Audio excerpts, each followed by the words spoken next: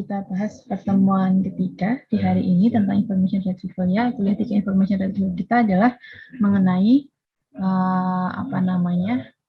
pre-processing gitu. Nah, pre-processing. Nah, sebelum kita ngomongin pre-processingnya nih, sebelum kita ke situ ya. Nah, sebenarnya apa sih yang dikerjakan oleh sistem IR gitu ya? Ngapain aja gitu ya? Nah, kalau teman-teman kemarin bisa membayangkan sistem IR adalah seperti search engine gitu ya, salah satu contohnya adalah search engine gitu ya.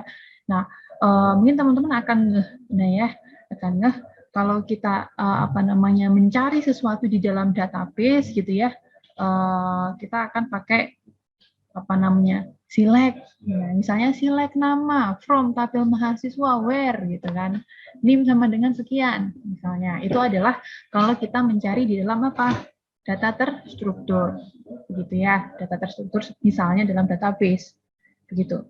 Nah, bahwa kalau kita memakai sistem IR, ya, bahwa kata yang kita pakai, kata kuncinya adalah dalam bahasa alami, nggak pakai select where, tapi langsung kita maunya nyari apa, begitu ya.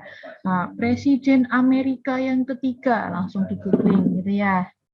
Nah, atau Presiden Indonesia saat ini dan sebagainya. Jadi lebih pakai bahasa kita, bahasa natural begitu ya. Nah, di sistem IR sendiri dia terdiri dari 2 proses utama begitu ya, 2 proses utama, yakni adalah indexing sama retrieving. Di indeks.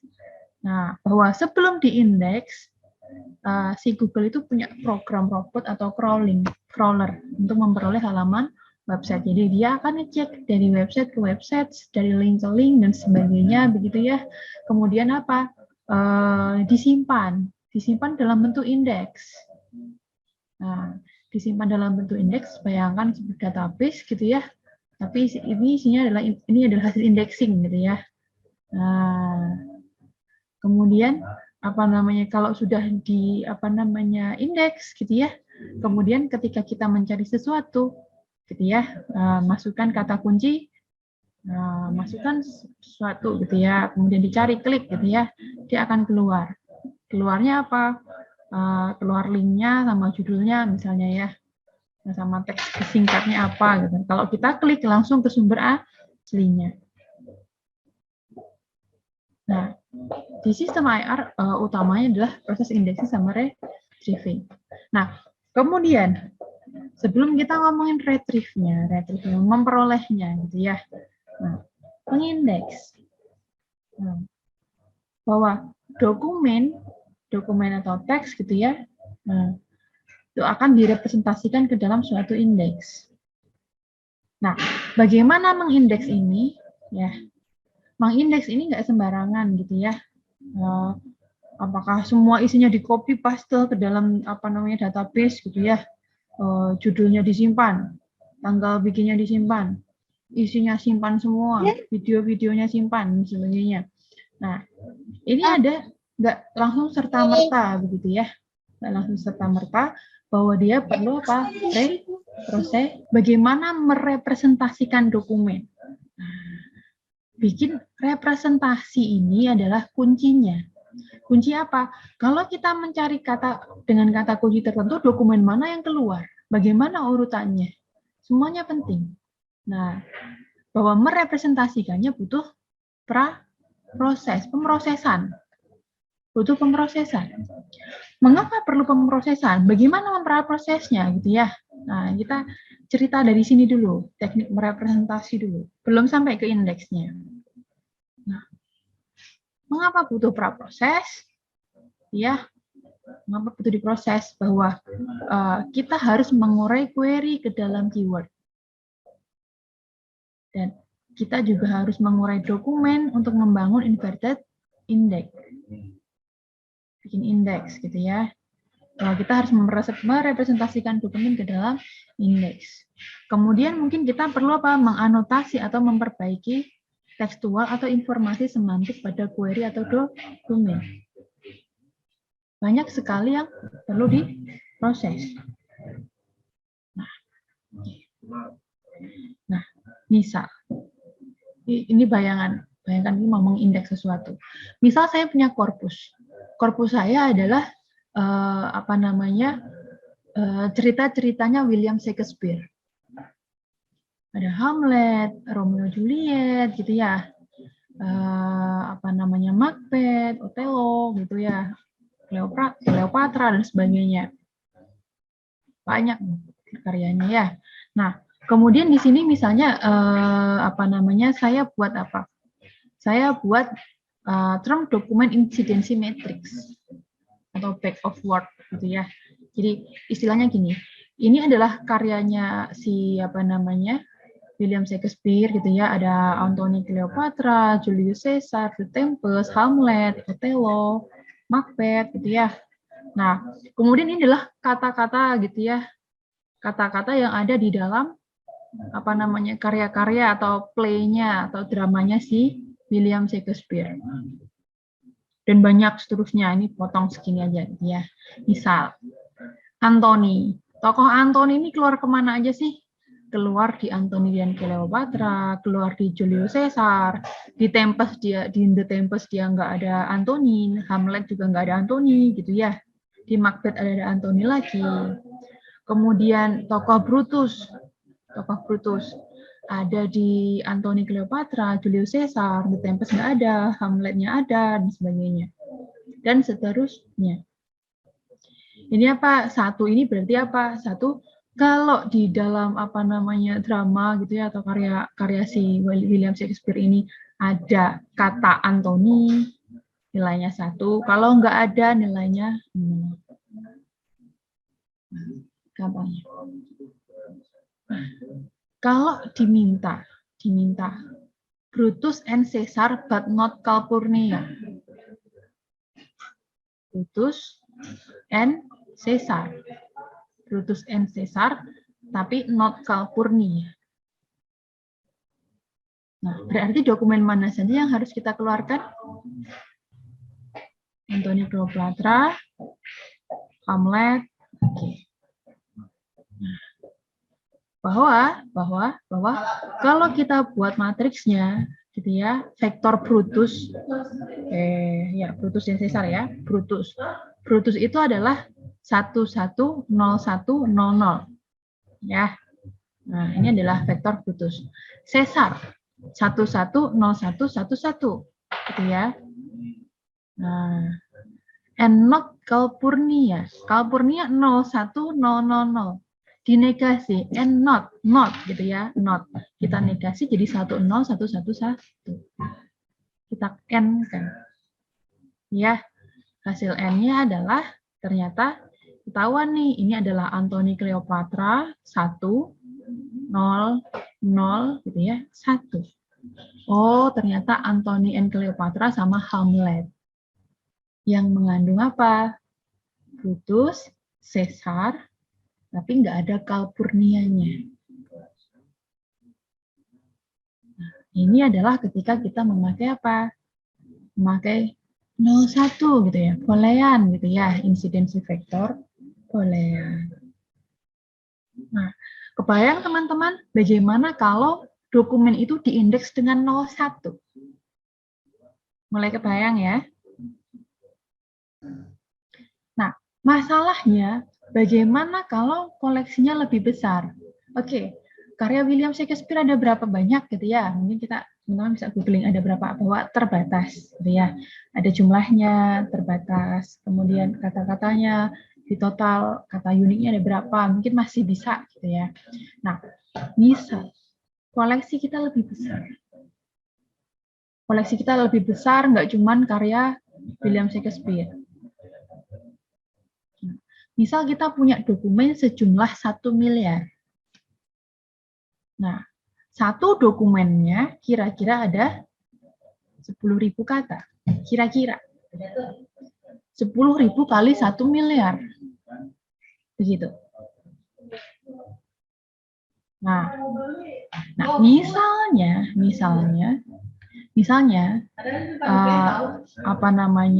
satu kata gitu ya. Satu kata itu rata-rata 6 page. Makan 6 page. Nah, kemudian kira-kira berarti kita butuh space banyak 6 GB data. Kira-kira ya. Kira-kira. Kemudian, misal terdapat sejumlah M 500.000 term. Gampangnya kalau ini ke bawah ini adalah 500.000 gitu ya. 500.000 kata unik. 500.000 kata unik. Dokumennya ke sana ada 10.000. Ke bawah ada apa namanya kata uniknya ada 500.000. Maaf, tadi jumlahnya 1 miliar ya, kesananya ya. Dokumennya 1 miliar, ke bawah ada 500.000. Nah, mulai nih, mulai. Nah, mulai mau ngecek 1101011111 jejer 1 miliar gitu ya. Kemudian lagi gitu ya, sampai beberapa gitu ya. Nah, mulai nih, ya. Bahwa matriksnya tidak dapat dibangun karena apa? Nah, 500.000 kali 1 miliar matriks, gitu ya. Isinya adalah setengah triliun, isinya 0 dan 1. Nah, kemudian teman-teman perhatikan, dari segini saja, ini cuma banyak 1, 2, 3, 4, 5, 6, 7. 7 kata, 1, 2, 3, 4, 5, 6. 6 dokumen, 7 term. Matriksnya adalah berapa banyak yang 0, gitu ya. Nah, padahal ini karyanya 1 orang nih. Ya, ini 0, 0, 0. Nah, bagaimana kalau ke kanannya itu 1 miliar, ke bawahnya 500.000? Banyak sekali nilai 0. Nilai satunya mungkin hanya nggak akan banyak gitu. Namanya adalah sparse. Model yang sparse adalah kalau dalam tabel gitu ya, dalam matriks itu banyak nolnya banyak gitu ya, namanya sparse. Angka satunya mungkin tidak lebih dari 1 miliar. Padahal kolomnya ada setengah triliun. Maksudnya sel ini ada setengah triliun. Nah, apakah benar gitu ya? Kita merecord 0101 ini apa namanya baik gitu ya. Nah, bahwa apa namanya representasi apa yang lebih baik? Mungkin kita cukup merecord posisi angka satunya saja. Soalnya nggak usah di record. Gitu. Nah, kemudian kalau misalnya satu saja yang kita simpan, nolnya enggak. Nah, kemudian bagaimana term atau kata yang dijadikan matriks? Nah, bagaimana kalau ada term yang harusnya sama? Misalnya, friends pakai S sama friends saja. Dengan friend F-nya besar. Nah, misalnya countryman sama countryman, man-nya pakai E sama pakai A, single sama jamak gitu ya. Ini juga ini jamak, ini apa single gitu ya. Ini hurufnya besar dan sebagainya. Nah, mungkin di sana akan ada redundancy. Sebenarnya sama, isinya adalah countryman ini sama ini cuma beda jumlahnya 1, ini lebih dari 1. Friends ini lebih dari 1, ini 1. Ini cuma masalah huruf. Besar sama kecil. Tapi kalau kamu cek gitu ya, kalau kamu lihat nilai apa namanya nilai friend sama friend huruf besar sama friend F-nya huruf besar sama kecil, kamu akan lihat nilainya akan beda. Huruf F besar sama F kecil aja gitu ya, bitnya sudah berbeda. Nah, kodenya udah beda ya, Unicode-nya udah beda. Nah, Unicode-nya sudah beda, maka dia akan dibaca juga berbeda. Makanya kita perlu apa? Preprocessing. Kita perlu proses.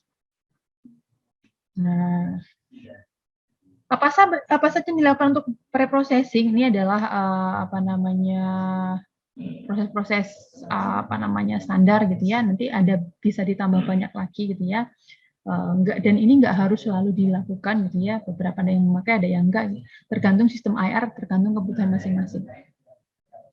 Yang pertama adalah tokenisasi. Tokenisasi. Apa sih tokenisasi? Ya ini apa? Proses memisah teks panjang menjadi token-token. Mungkin teks panjangnya misalnya suatu buku pecah menjadi per chapter. Chapter jadi section. Section jadi paragraf. Paragraf jadi kalimat. Kalimat menjadi token. Budi makan bakso. Nah, tokennya ada Budi, ada makan, ada bakso. Misalnya seperti itu. Misal contoh. Berikutnya adalah normalisasi. Normalisasi. Mapping. Memapping teks dan query term ke bentuk yang sama. Nah, misalnya U.S.A. ya sama USA. Nah, maunya apa? Kita mau pakai USA gitu ya, atau USA hasilnya sama ketemunya. Berarti dia juga butuh proses gitu ya. Nah, ini harus dianggap sama misalnya. Kemudian misal teman-teman pakai korpusnya dari Twitter. Kalau tadi mungkin karyanya William Shakespeare udah ada editornya, kata-katanya sudah sesuai gitu ya. Nah, kemudian mungkin kalau teman-teman pakainya korpusnya dari Twitter, mungkin banyak bahasa gaul, singkatan dan sebagainya. BS dengan apa? Bisa. Kata BS sama kata bisa.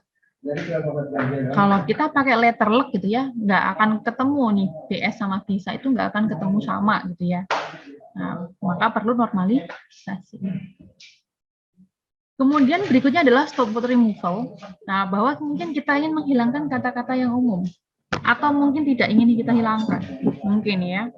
Nah, misal kata-kata umum seperti the, ke, to, of, yang,